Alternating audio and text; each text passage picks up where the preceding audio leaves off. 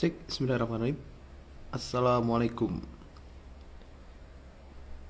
Kita tes untuk suaranya dulu ya teman-teman ya. Kalau terdengar boleh konfirmasi, nanti kita bisa mulai langsung. Insya Allah.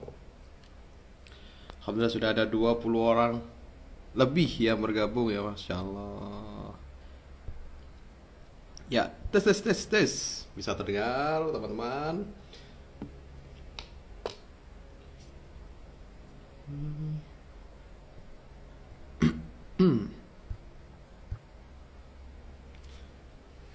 Cek, bismillah.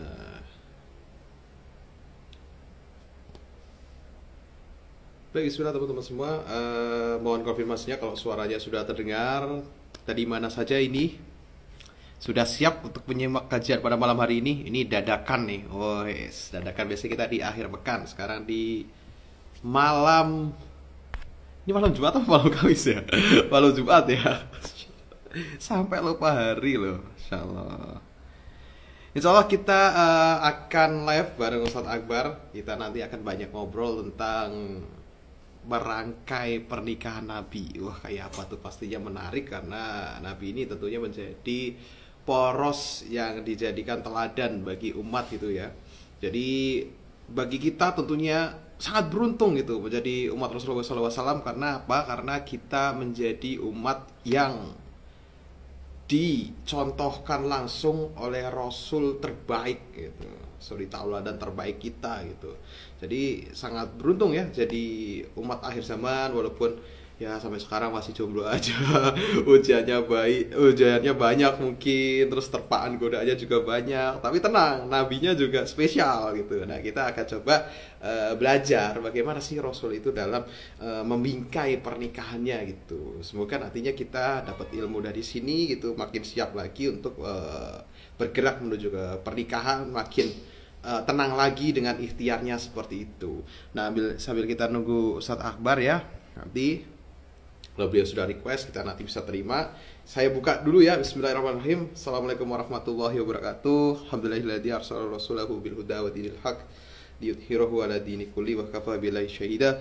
Allahumma shalli wa sallim wa barik ala Muhammad wa ali Muhammad. Qala rabbi shrah li sadri wa yassir li amri wa udatan min lisani yafqahu qawli. Alhamdulillah. Wah, langsung join, alhamdulillah. Ustaz Akbar sudah langsung hadir. Insyaallah. Kita coba hubungkan langsung ke Ustadz Akbar. Teman-teman semua silakan digerakkan untuk kawan-kawan yang lainnya biar bisa langsung bergabung bersama kita semua di sini. Insya Allah kita sudah hadir. Assalamualaikum Ustadz.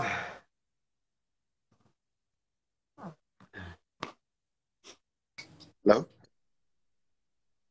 Halo, ya Ustadz, masih agak transisi ini datanya mungkin tadi masih agak patah-patah. Kedengeran nggak? Nah, ini jelas Ustadz suaranya Ustadz. Oh, saya pakai ini aja. Ah, oke. Baik, alhamdulillah kita sudah dibersami dengan Ustadz Akbar. Insya Allah kita akan banyak ngobrol tentang membingkai pernikahan Nabi. Namun sebelum itu, boleh Ustadz untuk kenalan dulu nih Ustadz. Barangkali kan dari teman-teman Ta'aruf Al Indonesia ini ada yang baru follow atau baru ikut gitu. Biar kenal dulu nih, antum ini siapa gitu. Silakan Ustadz. Baik, bismillahirrahmanirrahim. Assalamualaikum warahmatullahi wabarakatuh. Alhamdulillah wa syukurillah di hari Jumat ya, sudah masuk Jumat, bisa dipertemukan dengan teman-teman Instagram semuanya.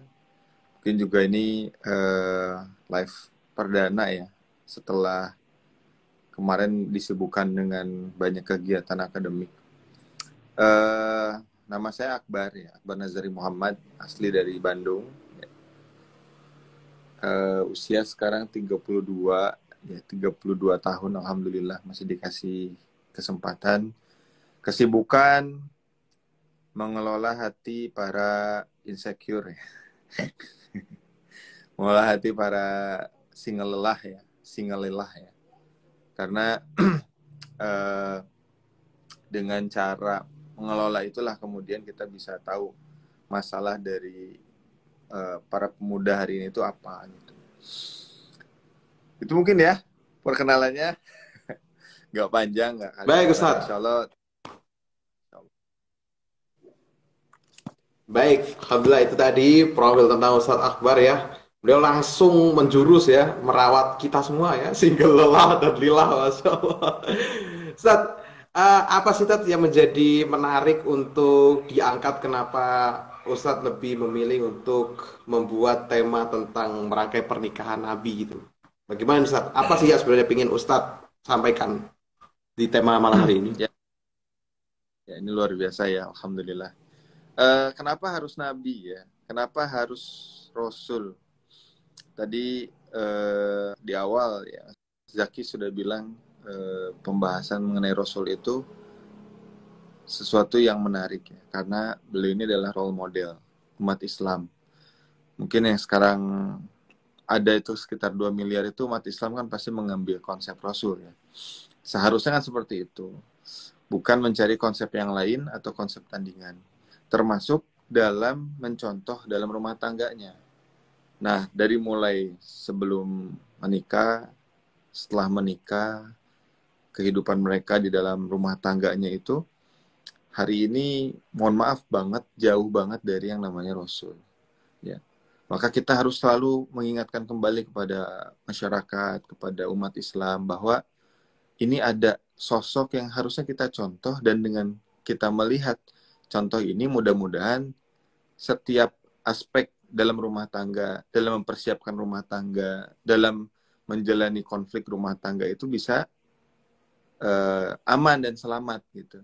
Karena Mas Zaki, mohon maaf nih, dalam riset yang saya lakukan itu, data perceraian Indonesia itu termasuk paling tinggi. Sekitar 500.000 orang itu bercerai ya setiap tahun. Dan itu angkanya itu grafiknya naik gitu. Grafiknya naik.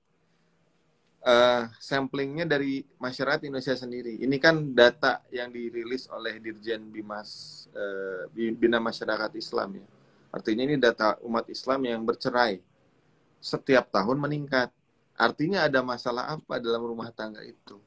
Nah, salah satu masalah yang diusut ya, yang ditarik benangnya adalah mereka ternyata tidak punya role model dalam kehidupan rumah tangga mereka. Yang laki-laki sibuk dengan dunianya, yang perempuan sibuk dengan drama Koreanya yang dia tonton tiap hari. Yang pada akhirnya mereka kehilangan ya, siapa yang harus mereka contoh? Mencontoh opa-opa Korea ya, itu kan semua settingan ya. Dan yang namanya settingan, hati pasangan kita nggak mungkin kita setting. Kalau kita bisa menyeting hati pasangan kita, mungkin akan beda ceritanya. Mungkin perceraian itu tidak akan setinggi itu. Nah, dari situlah muncul ada apa yang membuat mereka itu bermasalah, dan apa yang membuat mereka itu bisa berubah. Solusi apa sih yang kira-kira mereka butuhkan? Ternyata mereka butuh keteladanan. Mereka butuh contoh bagaimana menjadi suami yang baik kepada istrinya. Bagaimana menjadi istri yang baik kepada suaminya. Itu hari ini nggak ada. Role modelnya nggak ada. Belas hilang. Akhirnya apa? Mereka punya pemikiran masing-masing. Mereka punya idealisme masing-masing. Mereka meninggalkan Allah. Akhirnya apa yang terjadi? Rumah tangga yang sudah ada api di dalamnya. Kemudian api itu membakar kapal yang ada dalam rumah itu. Dan kemudian hancur, hilang. Yang menjadi korban anak-anaknya, yang jadi korban mertuanya, yang jadi korban keluarga besarnya. Dan hari ini jauh dari situ, jauh dari panduan ya, yang akhirnya membuat mereka itu kehilangan sosok. Siapa yang harus mereka contoh sih? Itu sih alasan kenapa kita harus kembali kepada konsep nubuah ya, konsep kenabian, yang ternyata Rasulullah memberikan satu garansi ya di dalam hadisnya, anna khairukum li ahli wa anna khairukum li ahli. Orang yang terbaik di antara kalian adalah yang paling baik terhadap keluarganya. Dan garansinya apa? Rasul bilang, anna khairukum li ahli. Dan aku adalah orang yang paling baik terhadap keluargaku. Itu garansi keteladanan yang kita ambil. Nah, hari ini kita berusaha untuk menyambungkan tali yang putus antara umat Islam, masyarakat, terhadap keteladanan Rasul itu. Yang hanya hari ini, mohon maaf, digunakan hanya untuk sholawat. Sholawat bagus, Tapi aplikasi pemikiran Rasul dalam rumah tangga, aplikasi Rasul dalam pemikiran pernikahannya, apa yang menjadi falsafah pada pasangan-pasangan itu yang kemudian mereka mau ya bertahan dengan rumah tangganya. Ya, bukan hanya karena faktor materi, bukan hanya karena faktor kecantikan, karena semua itu bisa disetting ya. Ya, materi bisa dibangun, bisa dicari gitu ya. Harta bisa dicari. Buat bisnis jualan batagor, bakso itu bisa dapat rezeki. Kecantikan, ketampanan, laki-laki diajak aja ke mall, beliin baju, didandanin ganteng. Perempuan diajak ke skincare ya, dipoles cantik.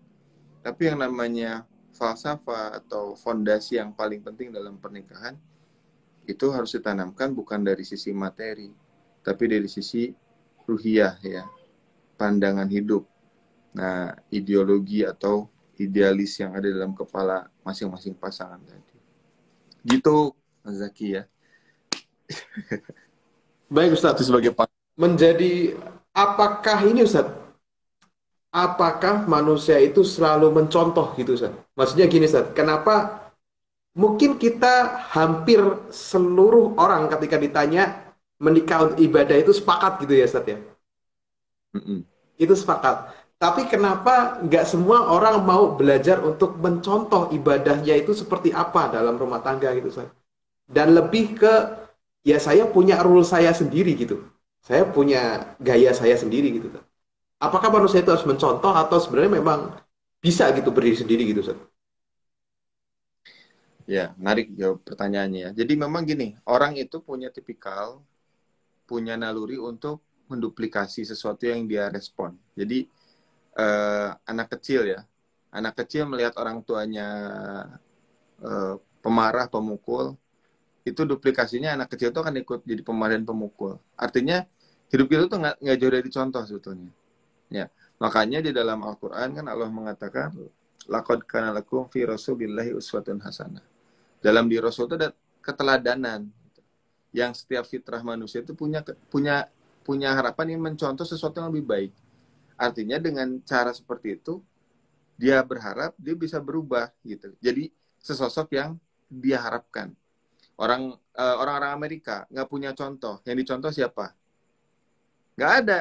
Akhirnya mereka buat yang namanya para superhero, ya, Batman, Superman, Catwoman, Hulk gitu ya, Iron Man, semua dibuat ya, agar masyarakat Amerika punya sosok yang bisa membuat mereka itu terinspirasi. Nah, kita Muslim, kita seorang yang sejak kecil ya punya status Islam, kita punya contoh terbaik ya Rasulullah. Hanya itu, orang hari ini melihat Rasulullah masih seperti kepingan puzzle. Jadi belum bisa melihat secara utuh. Rasul itu sosok seperti apa sih? Apakah Rasul itu hanya dicontoh hanya dari segi akhlak? Mungkin banyak yang hari ini yang dicontoh itu. Itu kan sepersekian persen dari kehidupan Rasul secara utuh ya.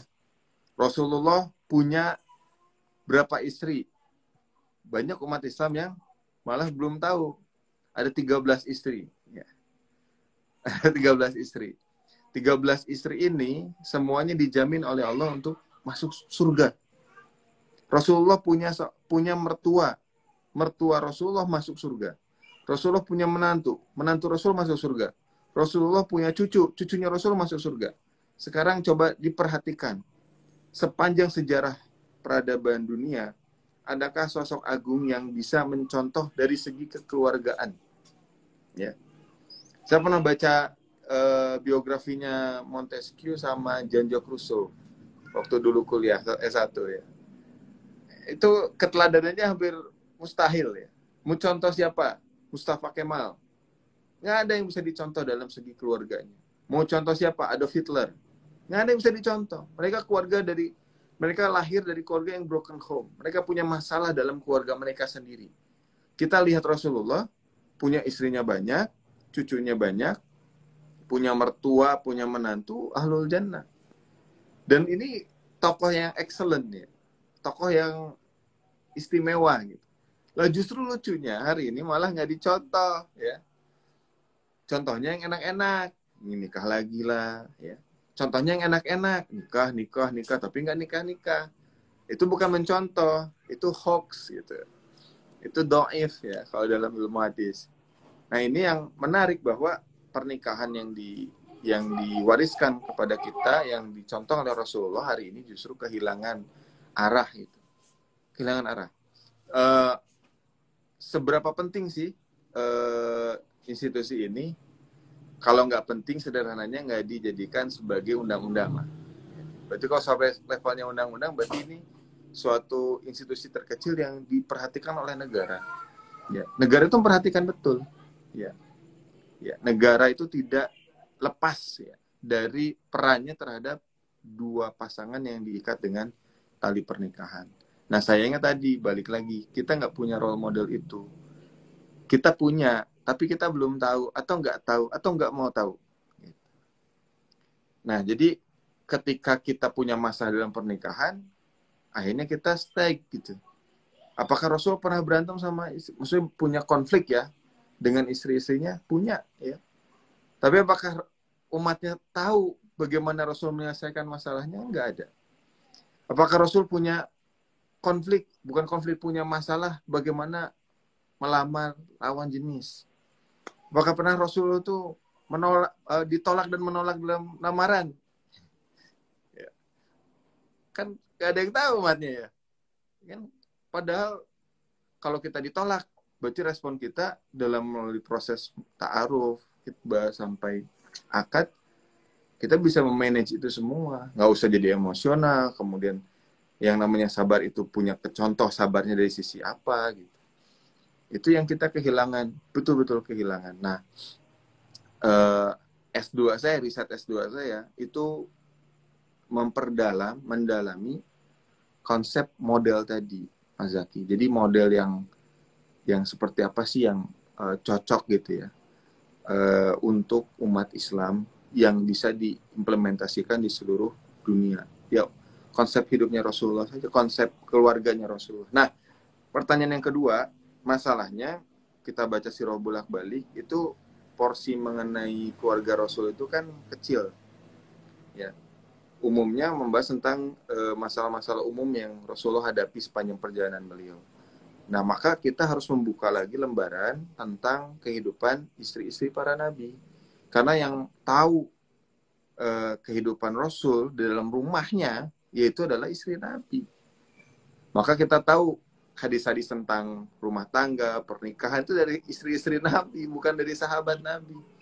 Bagaimana Rasulullah melakukan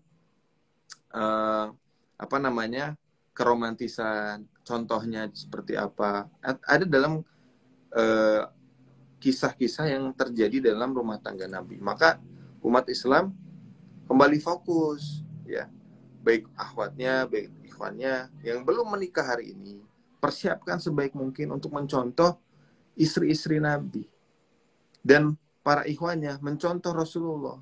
Kita nggak akan kenal istilah tanggung jawab ya. Istilah tanggung jawab aja, kita harus bertanggung jawab nih jadi kepala rumah tangga, tapi kita nggak punya contohnya. Tanggung jawab seperti apa yang mau kita berikan kepada orang di rumah ini gitu. Kita ingin menjadi seorang wanita yang solihah, tapi istilah solihah itu terlalu, kalau bahasa ini terlalu abstrak. Kita butuh yang namanya contohnya. Nah, kita bisa lihat keteladanannya Sayyidah Khadijah. Bagaimana Khadijah itu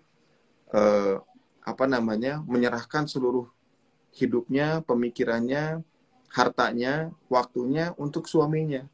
Dan bukan hanya untuk suaminya, untuk Allah. Karena apa? Karena Khadijah itu adalah wanita pertama yang masuk Islam. Gitu. Nah, sosok-sosok ini nggak bisa belum terklik ya, belum terambil, karena mau nggak mau harus diakses melalui channel seperti ini atau kitab-kitab ya. Karena kalau film kan lebih mudah ditiru ya. Film-film Korea itu kan di Netflix kan banyak sekali gitu. Di Disney Hotstar banyak juga. Itu lebih mudah, tinggal klik play, nonton. Terus kemudian kita terbrainstorming ya terhadap film-film tersebut, dan pada akhirnya apa yang terjadi? Akhirnya yang terjadi adalah kita meniru yang sosok yang ganteng, putih, tinggi, itu yang disebut dengan pria yang bertanggung jawab. Gitu. Ya. Orang pakai peci, kacamata, pakai sarung, sholat subuh di masjid, biasa aja. Nah itu kan mindset-mindset dan persepsi-persepsi itu hari ini ada di kalangan umat Islam. Mereka pakai peci, mereka pakai jilbab, tapi pola pikirnya tidak mencontoh Rasulullah tadi dalam berbagai macam aspek kehidupan tadi, Mas Zaki. Gitu ceritanya kenapa memilih rumah tangga Nabi, membingkai pernikahan sesuai dengan tuntunan Rasulullah. Gitu ya. Baik.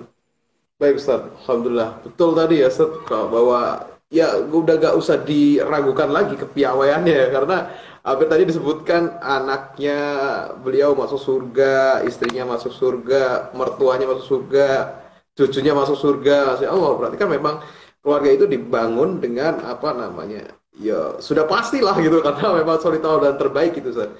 Nah, kalau sebaliknya tadi berarti kalau saya nangkep berarti memang ketika kita jauh dari teladan Rasul itu sendiri, maka eh, mendirikan Islam itu sendiri sebagai keyakinan kita, sebagai way of life kita itu juga menjadi mustahil ya, Sat. Untuk dibangun dalam keluarga itu sendiri kalau kita memang lepas dari contoh Rasul gitu. Apalagi Ya, urusannya nanti kalau udah keluar rumah nih gitu. ya, ya. Itu yang saya fokuskan sebetulnya ketika sebuah model sekolah-sekolah atau bimbingan perkawinan itu hanya membatasi. Saya kan pernah dibina tuh waktu sebelum nikah tentang BINWIM namanya, bimbingan perkawinan. Itu idenya dari Kementerian Agama, tapi dampaknya belum signifikan karena saya ketika diberikan bimbingan perkawinan hanya bicara tentang apa alasan kamu menikah. Terus kedua masalah tentang sigot taklik ya dalam buku nikah itu. Terus yang ketiga tentang hukum ya. Jadi tentang hukum talak cerai. Jadi itu kayak semacam catatan aja gitu. Itu sebetulnya bukan ke arah BINWIM. Nah, lalu kemudian sejak 2020 saya kemudian merancang, membuat kurikulum bagaimana orang itu punya kesadaran terhadap konsep pernikahan Rasul. Jadi yang dibangun ternyata bukan mengguncang perasaan udah, ayo nikah cepat, ayo nikah cari pasangan, ayo gerusak-gerusuk gitu, enggak. Yang saya bangun steppingnya, Rasulullah ternyata yang ditanamkan kepada para masyarakat Arab pada saat itu adalah mindset, persepsi, pemahaman. Yang dibangun adalah fondasi. Kedua, membangkitkan fitrah, ya fitrah dari masing-masing manusia tadi. Ada fitrah yang salah yang terjadi pada saat jahiliyah tadi. Yang ketiga, mengenalkan tentang hukum-hukum mengenai pergaulan di dalam Islam. Jadi orang akhirnya punya persepsi baru ya. Ketika materi-materi itu disampaikan, mereka punya kesimpulan, oh iya, nikah itu bukan berarti harus cepat, tapi nikah itu harus siap.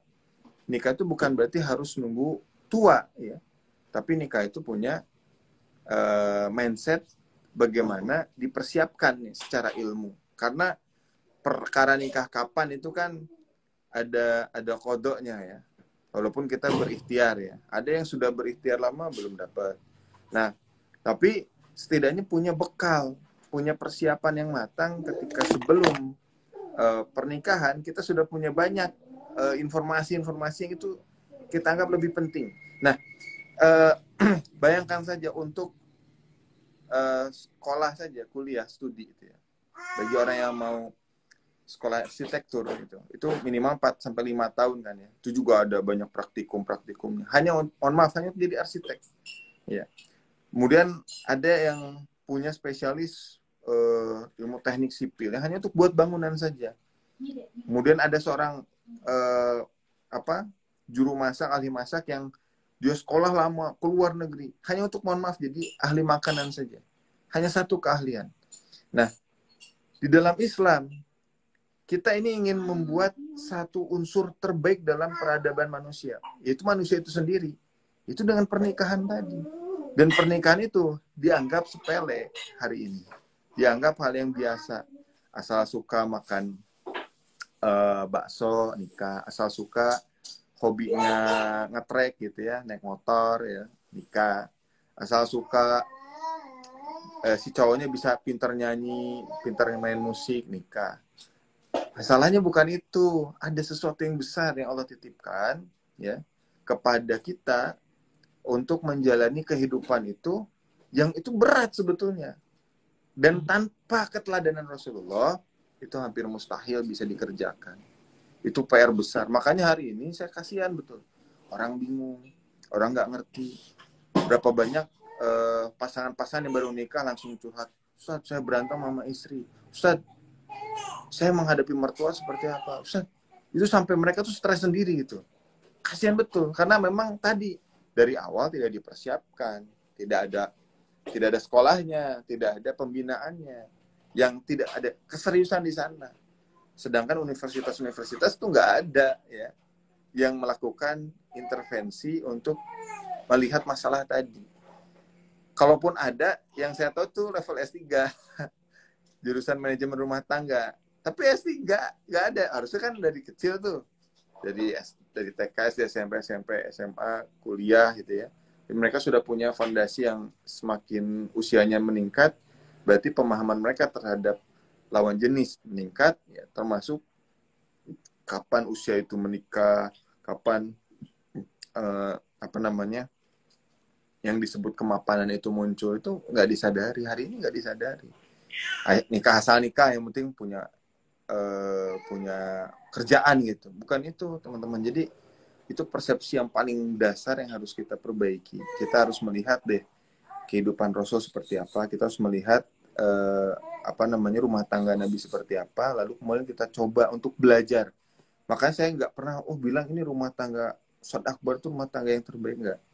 Saya selalu menekankan, ayo kita belajar bareng kehidupan Rasul dalam membangun dan memingkai rumah tangga. Bukan karena saya, tapi kita bareng-bareng belajar ke arah sana. Karena kalau sekarang hari ini yang dilihat, ada pasangan nih nikah, happy gitu ya. Ada masa di tengah saling memusuhi, berantem aja. Hanya kan nggak enak ya. Kayak KDRT lah, settingan, muncul banyak isu-isu aib-aib yang itu nauzubillah min dzalik gitu, menghantui umat Islam hari ini. Wah, ini teladan nih, selebgramnya keren, youtubernya keren. Ternyata setelah ada muncul masalah, contoh yang mau kita jadikan contoh itu akhirnya sirna gitu. Ini nggak usah dicontoh, ini jelek, ini diblokir lah dari media-media. Nah ini nauzubillah min dzalik, kalau sampai kita kemudian tertipu dengan teladan yang salah. Itu Mas Zaki. Baik Ustaz. Nah, kalau di masyarakat sekarang ini ada kendala seperti ini Ustaz. Mungkin kalau kita ngomong contohlah Rasul, contohlah Nabi gitu, orang sepakat itu Ustaz. Tapi muncul pertanyaan dari mereka Ustaz, emang masih relevan gitu? Itu kan Nabi gitu. Atau ada bahasa lagi Ustaz, itu kan zaman Rasul, zaman dulu, sekarang nggak bisa Mas gitu. Itu gimana Mas Ustaz, kalau kondisinya seperti itu, apakah relevan gitu mencontoh Nabi di zaman sekarang gitu? Ya, nah itu luar biasa ya. Saya kagum orang yang mau ikut berpikir ya, bahwa itu kan Rasul, nggak mungkin kita contoh gitu ya. Itu sebetulnya kalimat yang para orang-orang jahiliyah zaman dulu mendengar itu menjadi negative vibes gitu ya. Nah, sebetulnya Rasulullah sendiri itu sebetulnya orang yang senang belajar kepada nabi-nabi sebelumnya gitu.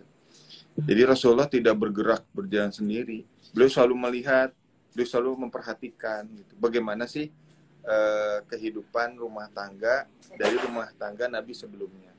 Lalu di Quran itu digambarkan konsep-konsep rumah tangga seperti apa yang dimunculkan, potret-potret rumah tangga seperti apa yang dimunculkan dalam Al-Quran. Ya, ada Nabi, ya, suaminya soleh, istrinya jahat, gitu, ahli maksiat. Nabi Nuh solih, ya, tapi istrinya kemudian dan anaknya kemudian tidak dianggap sebagai potret terbaik. Kemudian ada keluarga Nabi Lut, ya. Nabi Lutnya solih, anaknya soliha, istrinya nggak solih. Ada keluarga keluarganya Fir'aun, istrinya Solihah, bukan istri Nabi, istri penguasa besar pada zaman Nabi Musa, suaminya jahat, suaminya zolim. Itu potret-potret rumah tangga sebetulnya. Yang sebetulnya kalau kita buka Al-Quran, kita tadabbur Al-Quran, itu semua hampir bisa tentang masalah rumah tangga atau keluarga. Ada satu sosok yang harus kita perhatikan di dalam Al-Quran yang ternyata dia bukan Nabi, ya, anaknya bukan Nabi, tapi punya cucu Nabi. Kira-kira siapa Mas Zaki? Keluarga Imron Ya, kalau nggak salah, Ustaz. keluarga Imron. Dan itu runutannya masih 3 besar ya. Fatihah, Al-Baqarah, Ali Imran.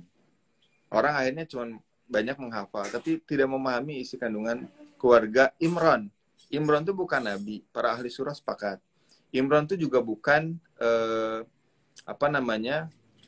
punya sesuatu yang istimewa. Tapi kenapa dalam surah Al-Quran disebut Ali Imran, keluarga Imran, agar semua orang mencontoh Imran yang bukan Nabi, punya anak solihah namanya Maryam, dan punya cucu Isa alaihissalam.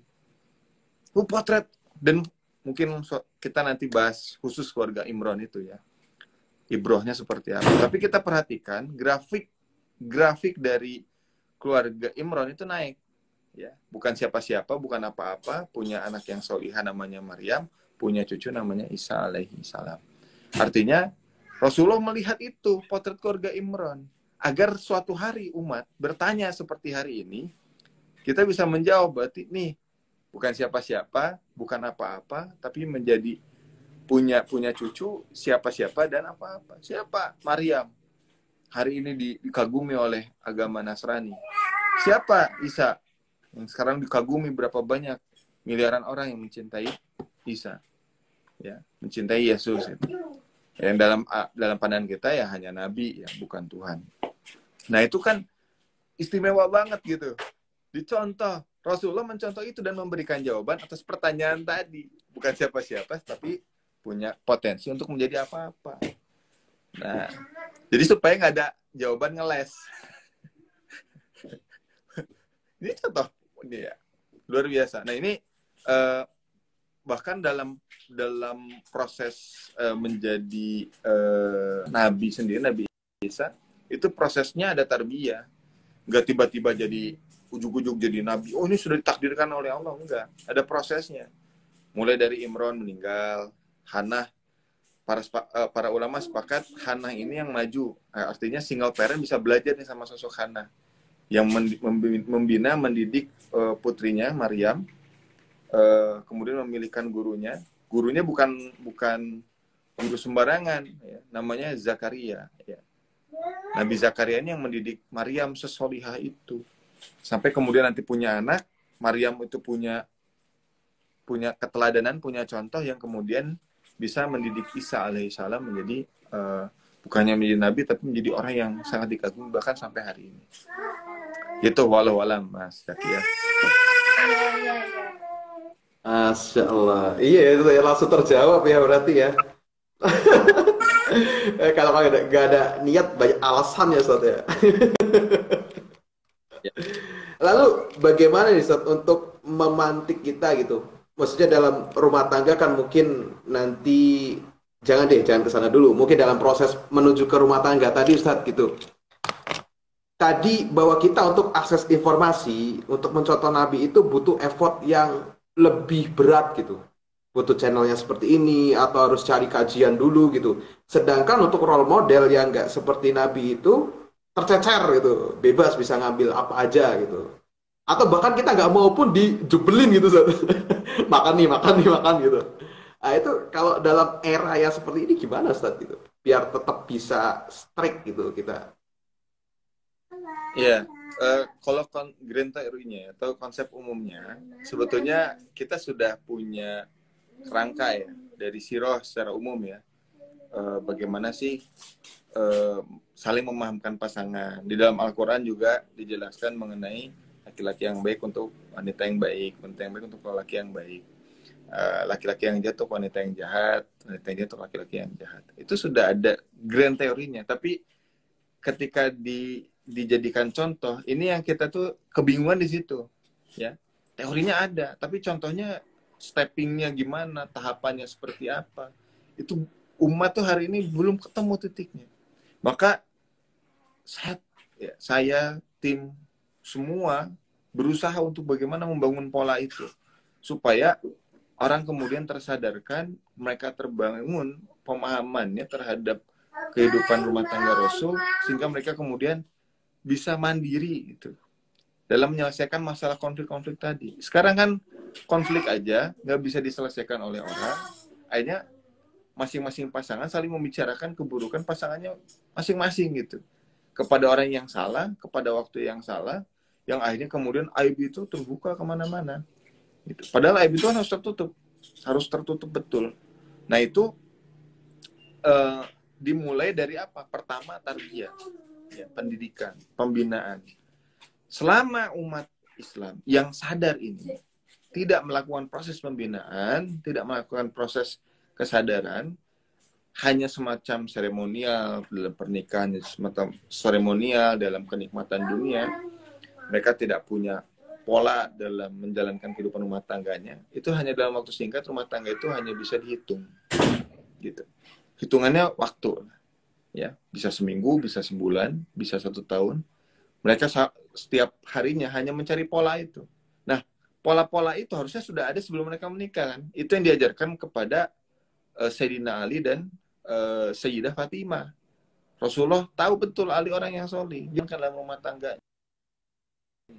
Rasulullah juga tahu siapa Fatimah. Fatimah bagaimana menjalankan fungsinya sebagai sebagai pasangan, sebagai seorang istri. Itu nasihatnya jauh lebih tajam kepada anaknya, kepada Sayyidah Fatimah. Sebelum nikah diberikan lagi nasihat-nasihat pernikahan. Nah, nasihat-nasihat itu nyampe nggak kepada kita, itu jadi masalah. Kalaupun nyampe, kita nggak punya polanya. Nah, pola itu yang dibangun dalam skema kurikulum pendidikan. Wong untuk jadi arsitek kan punya semester 1, semester 2, 3, 4 itu kan naik polanya. Naik juga grafik pemahamannya. Sama dengan pendidikan pernikahan. Polanya harus naik, bukan hanya bicara tentang oke, Ustaz, yang tadi yang di awal fondasi tentang akidah Islam, sama-sama paham tentang pemahaman Islam, tapi di situ aja muter, nggak naik-naik, ya. Akhirnya terjadi apa? Konfliknya semakin tinggi karena kita tidak bisa mengendalikan situasi. Nah, disitulah butuh sentuhan pernikahan ubuah. Butuh yang namanya pola, yang dimana pola itu bisa jalan bareng kita. Kalau punya masalah kita kembali kepada Rasul. Kalau belum ketemu juga titiknya, cari di waktu-waktu sholat malam. Belum ketemu titiknya, cari ustadz yang bisa dipercaya, bukan untuk membuka aib, tapi untuk mencari solusi. Bahkan menjadi jembatan dalam menyelesaikan konflik tersebut. Nah, pola itu yang saya usahakan untuk dibangun terus, ya. Jadi bisa diterima, bukan hanya tadi ya, hukum-hukum ya. Orang juga tahu kalau hukum bisa dibaca ya, undang-undang perkawinan, talak gitu kan. Itu orang semua bisa baca, tapi teori sampai ke contoh itu yang masih sangat kurang, sangat langka hari ini. Sangat langka, Mas Zaki. Nah, apa sih yang harus kita persiapkan nih sebelum menikah? Polanya udah solihkan diri sendiri, ya itu kan grand teori ya. Ya kan? Solihah dulu, ikuti kajian sebanyak mungkin. Yang ikhwannya ikuti kajian sebanyak mungkin, sholat 5 waktu tidak pernah lepas. Ya betul, tapi ketika sudah menikah itu dunianya beda. Ya, dunianya beda. Ketika dunianya beda, kita nggak tahu gimana cara menghadapinya. Gitu. Tapi setidaknya kalau kita punya ilmunya, kita pernah diberikan pendidikan pembinaan itu ketika menikah, setidaknya kita ingat, oh iya, ini yang harus kita jalanin. Oh iya nih, ini momennya nih, harus tahu kapan kalau menghadapi situasi yang keras, istri marah, apa yang sudah lakukan? Suami marah, apa yang sudah lakukan? Kalau ikut pendidikan pembinaan itu pasti kan, oh iya, ini Ustadz Akbar pernah ngasih tahu nih, gak boleh ikut marah, harus jadi apa? Harus jadi air ya di antara api, gitu. Oh berarti kalau istri diam, kita harus ngapain? Kita harus melakukan apa yang dicontohkan oleh Rasulullah. Gitu. Nah itu yang sangat kurang. Mungkin nggak bisa dalam satu sesi, bisa berkali-kali sesi. Tapi mungkin teman-teman yang mau nikah nih, yang hari ini hadir dalam majelis ini, teman-teman bisa belajar ya untuk mempersiapkan ya pernikahan itu. Jangan disebut pernikahan itu hanya sekedar seremonial, hanya main-main. Juga jangan dijadikan beban terlalu berat, nanti stres. Coba dibuat kita melihat pernikahan itu adalah sebagai sebuah rangkaian ibadah, di mana di dalamnya ada pahala, di dalamnya ada banyak sekali contoh-contoh yang harus kita tiru dari Rasulullah, lalu kemudian kita ambil itu dalam rumah tangga. Itu yang harus dilakukan mulai hari ini. Jadi nanti jangan sampai pertanyaan atau pemikiran kita terhadap Rasulullah itu kita buat sempit, atau kita terlalu luas sehingga kita terlalu jauh dengan Rasul. Nah, jadi ini yang paling penting yang saya sampaikan. Gitu Mas Zaki. Baik Ustadz. Mungkin nih karena kalau misalnya hanya pertemuan singkat seperti ini kan nggak cukup nih Ustadz untuk ngobrol lebih lanjut lagi gitu. Kalau dari Ustadz Akbar sendiri ada nggak sih fasilitas untuk bisa belajar bareng Ustadz Akbar gitu terkait dengan tadi untuk kurikulum yang selama ini Ustadz teliti tadi, kemudian juga Ustadz mungkin sering ngasih nasihat juga ke murid-murid Ustadz gitu. Nah buat teman-teman yang belum tahu ataupun baru tahu Ustadz gitu bisa belajar di mana nih Ustadz kalau untuk belajar tadi pernikahan nubuwah tadi? Iya, banyak sekolah-sekolah atau institusi-institusi yang menyelenggarakan pernikahan. Yang saya didik sekarang mungkin sekitar 860-an ya, anak. Itu dari anak pejabat ya sampai selebgram, ada semua. Umplek di situ. Perkara materi itu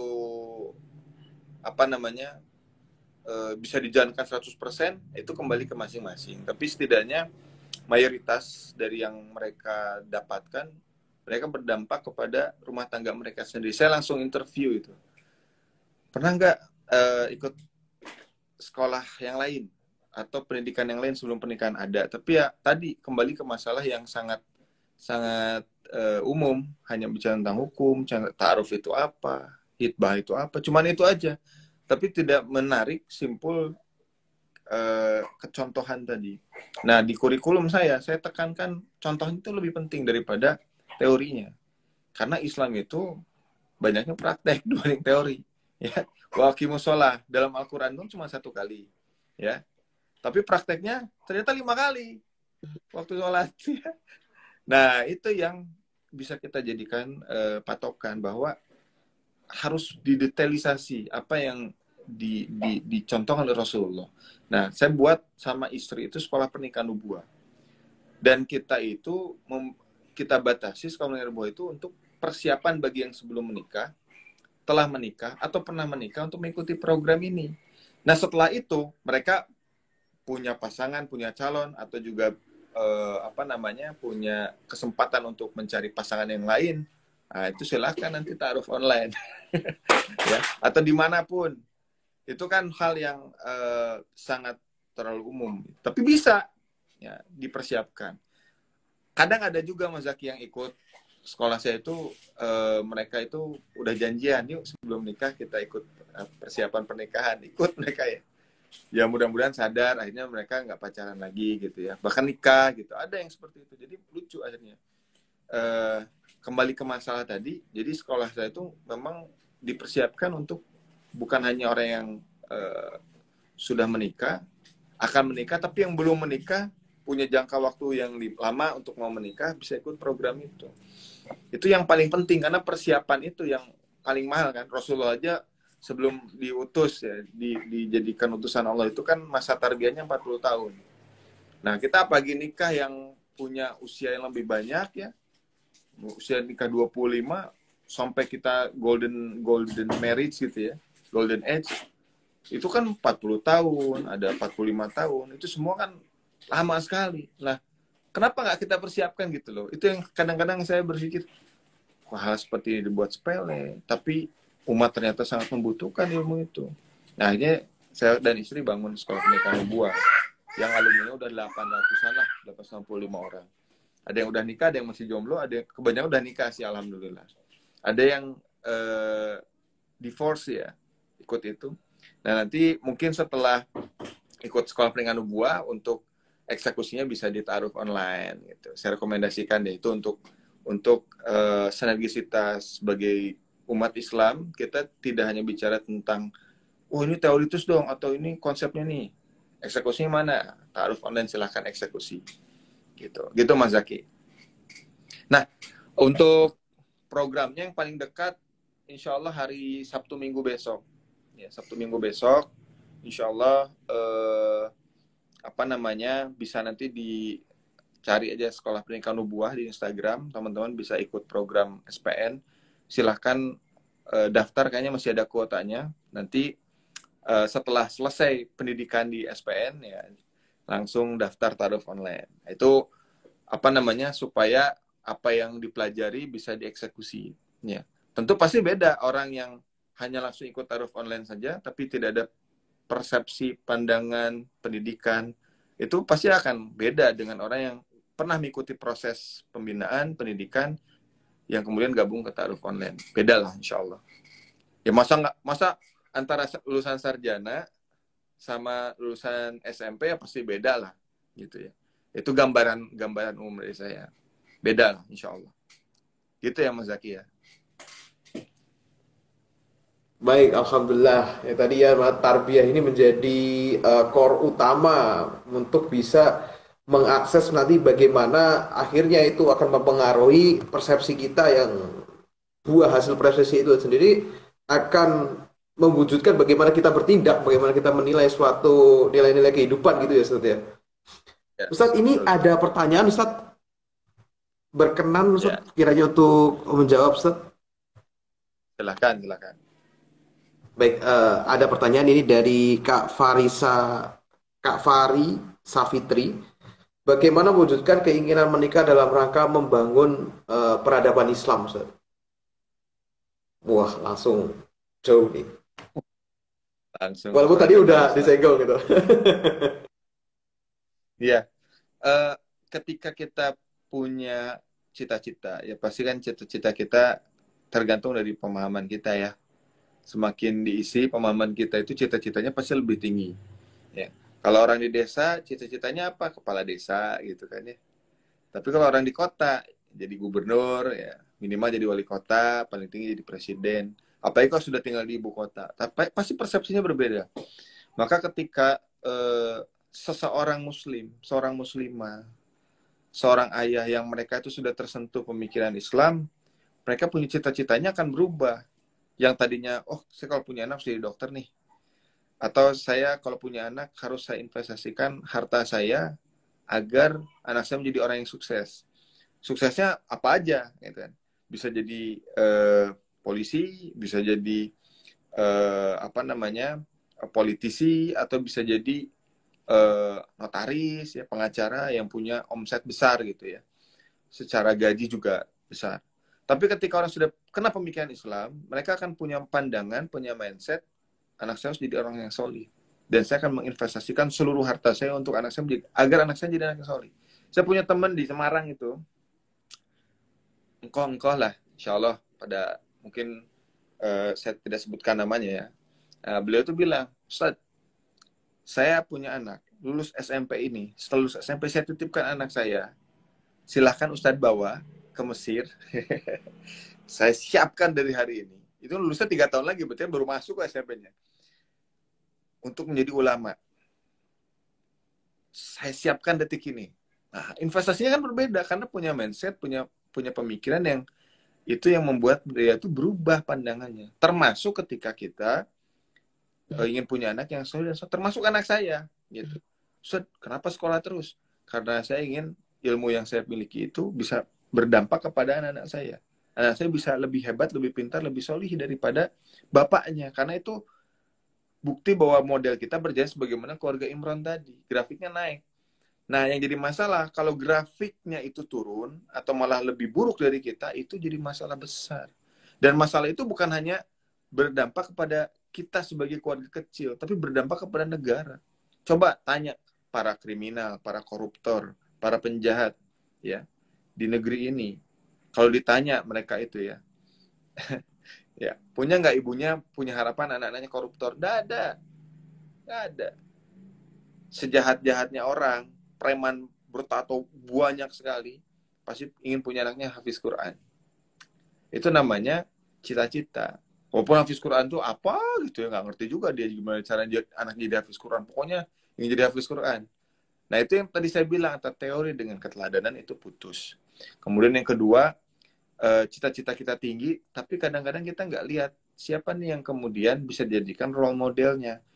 Dan anak kita harus spesifik kalau jadi anak yang baik, yang soli, punya keturunan yang soli itu ternyata dalam banyak kitab Tarbiyatul Aulad atau buku tentang bagaimana mendidik anak agar soli, ternyata hal pertama dalam bab awal itu mencarikan pasangan yang soli dan solihah. Itu jadi PR besar. Jadi seorang pemuda itu punya PR bagaimana mencari istri yang solihah untuk anaknya, bukan hanya untuk kesenangan pribadinya. Seorang wanita yang solihah punya tanggung jawab untuk mencari laki yang solih, agar punya bapaknya, punya anaknya bisa dididik oleh bapaknya, menjadi ar-rijal qawwamuna 'alan nisa, menjadi pemimpin di dalam rumah tangganya. Nah itu kan hanya di dalam Islam, hanya dalam kehidupan Rasulullah. Nah, jadi teman-teman semua, kalau kita hari ini insecure terhadap, wah susah nih kalau mencontoh Rasul. Rasul punya istri kan banyak tuh Mas Zaki ya. Setiap istri Rasul itu punya advantage berbeda-beda, ya. Punya SWOT-nya beda-beda gitu. Sayyidah Khadijah itu kan pintar dagang. Sayyidah Aisyah itu intelektual, dokter ya. Kemudian ada Saudah ya. Saudah ini ahli ibu rumah tangga yang luar biasa, bisa melayani suami dalam urusan memasak dan selainnya. Lalu kemudian ada Zainab binti Jahsh, seorang bangsawan, diplomat ya. Lalu kemudian ada Hafsah ya. Hafsah juga punya skill yang berbeda juga. Jadi istri-istri Nabi itu punya masing-masing skill yang kalau kita lihat, oh berarti harusnya kita nggak usah insecure. Istri Nabi aja beda-beda loh karakternya. Kita contoh mereka. Terus kita jadikan sebagai role dalam hidup kita. Walaupun mereka punya kekurangan dalam perjalanan hidup, istri-istri Nabi punya kekurangan. Nah, yang kita ambil kelebihan mereka itu. Makanya tadi saya bilang dari awal, Rasulullah itu orang yang sangat positive vibes. Melihat sesuatu itu tuh nggak negatif. Selalu berpikir positif. Wah, ini istri saya punya kekurangan, dan saya maklumi. Gitu. Jadi cara berpikir seperti itu yang kemudian harus ditanamkan mulai hari ini. Nah, dimulai dari apa? Tarbiyah tadi. Yuk ikut sekolah pernikahan nubuwah, makanya. Itu yang paling penting dalam proses ya. Nanti setelah ikut langsung ikut dalam program-program untuk mencari siapa sih sosok yang tepat gitu. Jadi nggak asal ya ini pasangan itu, dan nggak asal dalam prosesnya. Udah dikasih tahu proses yang syar'i gini, tapi ternyata ditinggalkan gitu ya proses syar'inya. Yang penting enak Ustaz. Kalau enak ya makan gorengan di pinggir jalan juga enak, tapi kan sehat nggak kan tergantung yang memilih gorengannya gitu kan. Jadi hidup adalah pilihan, life is choice. Gitu Mas Zaki ya, waktunya bentar lagi ya, Masya Allah. Iya, alhamdulillah, insyaallah. Mungkin ini Ustadz untuk penutup nih Ustadz, ada saran apa sih? Saya kasih gambaran mungkin Ustadz.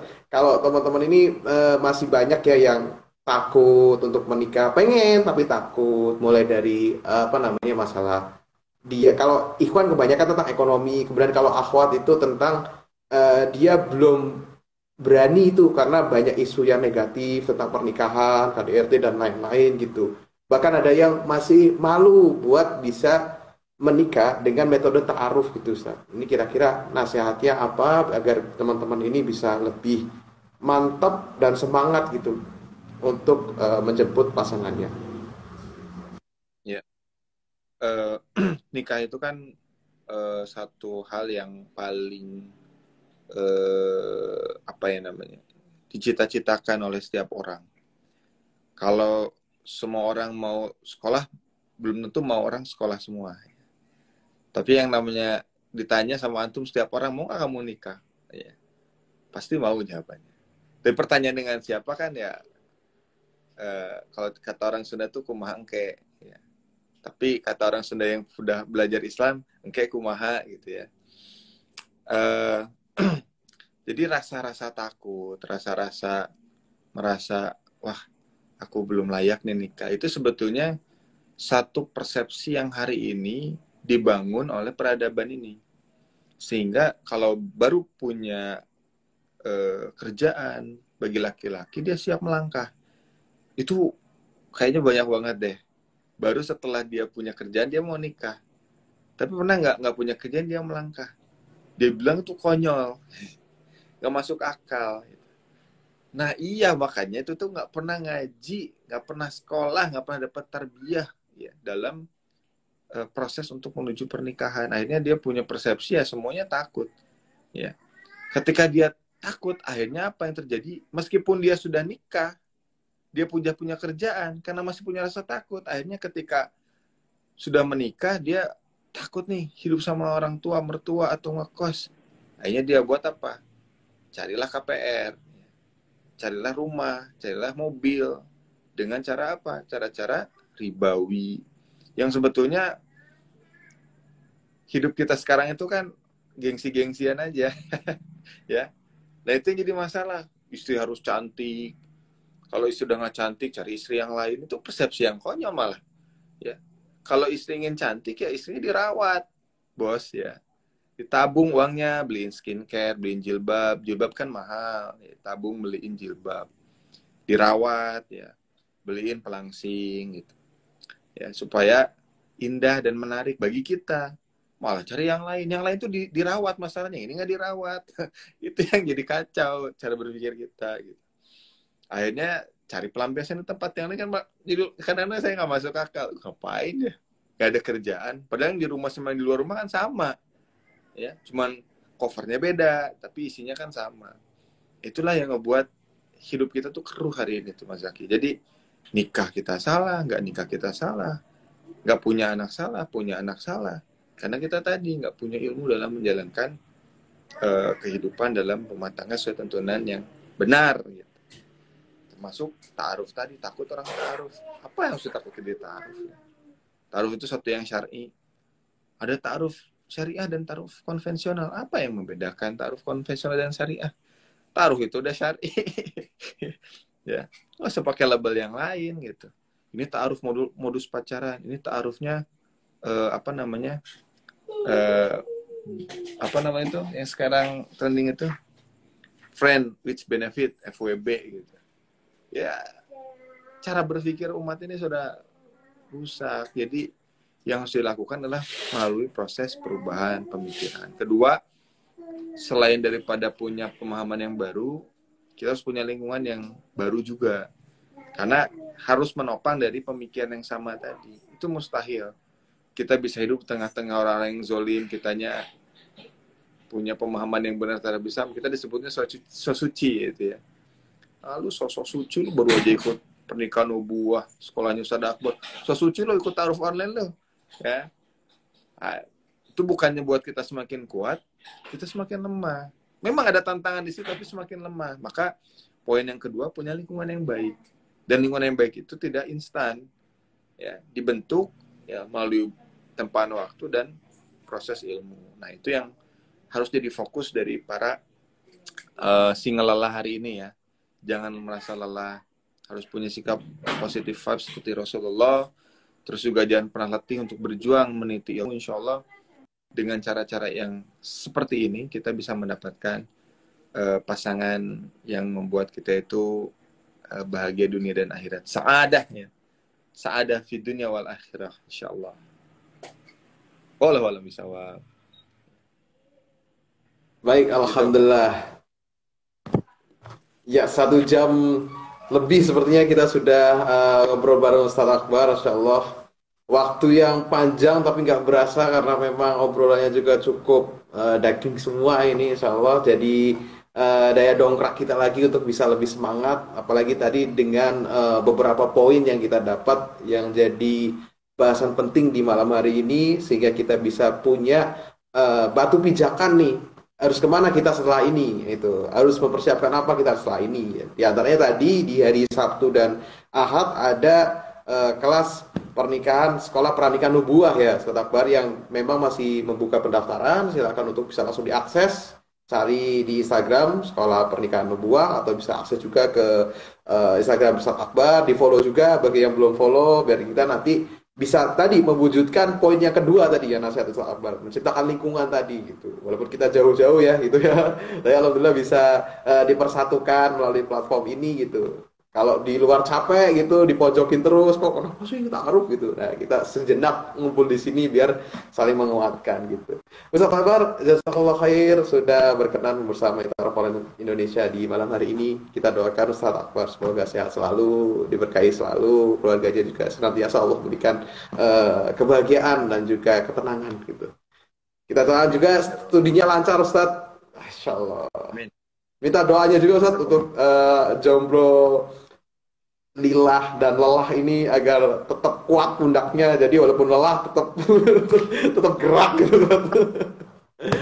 Banyak saya pernikahan nubuah ini karena nggak selesai dalam satu sesi kan, insya Allah.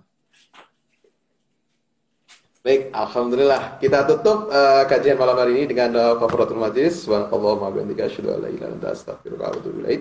Kurang lebihnya mohon maaf. Wabillahi taufiq wal hidayah. Assalamualaikum warahmatullahi wabarakatuh. Jazakallahu khair Ustaz. Waalaikumsalam, kasih Mas Zaki.